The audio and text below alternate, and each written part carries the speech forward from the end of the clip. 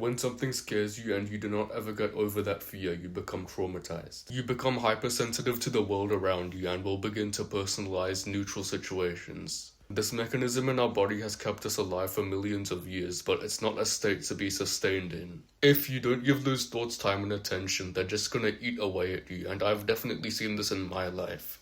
Like, those thoughts just come back to haunt me. I found that the best way to deal with this is to literally just journal about it. I'll give myself a fair amount of time in a quiet place and just write it out like a story, and how I felt in every moment. This really helps to release the emotional turmoil that it has on you and experience those emotions now that you should have experienced back then, but you just held in.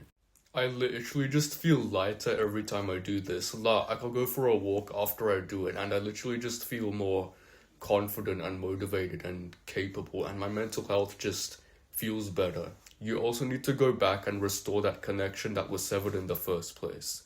Like, I've been traumatized by driving because sometimes I've just been a fool and nearly caused a crash and someone's honked at me, and I've never actually been involved in a crash, but that has been quite traumatizing for me. And I find that those emotions of fear begin to dissipate the more that I drive.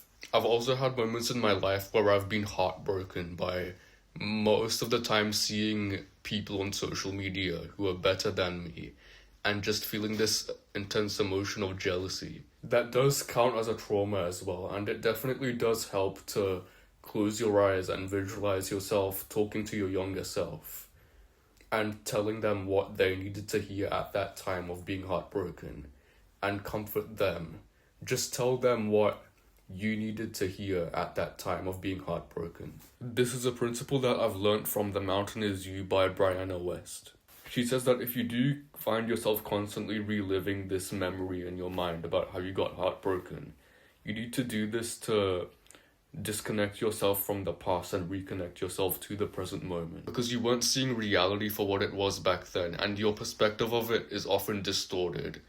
And you need to do this to broaden your mindset and open up to the truth. It is most important to tell your younger self that everything is going to be okay and that life will turn out well in the end. And again, I just feel so much more lighter whenever I do this. Like, some emotion has just been released from me that I was storing inside of me for so long. I find it crazy how we all store that pain inside of us for so many years. And it's kind of sad that it's simply just a lack of education that we continue to have that bad mental health.